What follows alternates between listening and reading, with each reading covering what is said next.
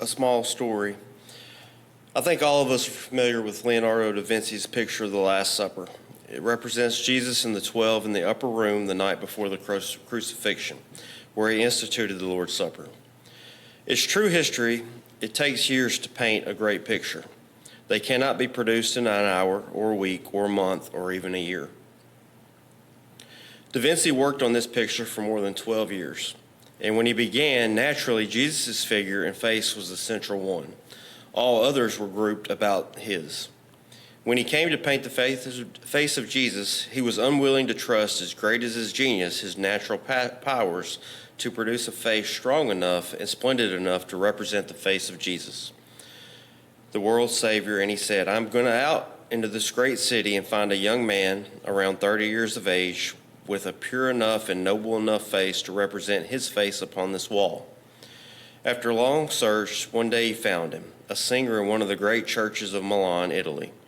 As soon as he saw his face, he said, this is the face that I want. After the service, he arranged with the young man to come to the monastery and let him copy his face on the wall to represent the face of Jesus. Would you not think that an honor to have the face pure enough and noble enough to represent the face of Jesus Christ? Years passed, 10 years and more, and now the picture is all finished, all but one face, and that was the face of Judas, the traitor. Again, the artist felt unwilling to trust his native powers to produce a face evil enough and sin-cursed to represent the face of Jesus, who sold his master for a few pieces of silver. Again, Da Vinci said, I am going out into the city and hunt for a face where sin has done its work, where the devil has blotted out the image of God, and I am going to copy that face on this wall to represent the face of Judas. One day, in one of the disparate, reputable areas in the city, he found a man, and the minute he saw him, he goes, that is the face that I want. He approached the fellow and said, I want to hire you. The man said, what will you give? He never asked what he wanted him to do. He would do anything for money. Da Vinci named a small sum, and the man said, lead on and I will follow. Out from that filthy area, they came to a more decent street, and by they walked into the monastery where the great picture was being painted for more than a dozen years.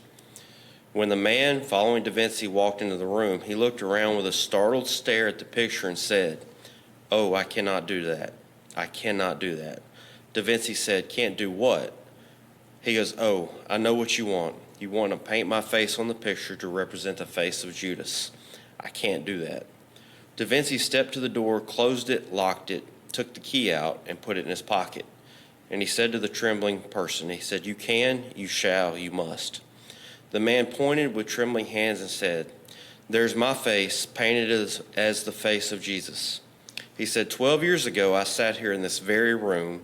You copied my face on that wall to represent the face of Jesus, and now you want it to represent the face of Judas.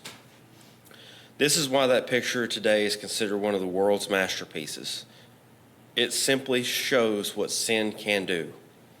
It is a true account. Sin can take a face pure enough and noble enough to represent the face of Jesus, and yet blot it out from the image of God as to make it fit to represent Jesus the traitor. Jesus Christ died for each one of us that we don't have to worry about if we follow him and obey his commands, that we have that opportunity to live with him. He gave his life for each one of us, and let us remember that this morning.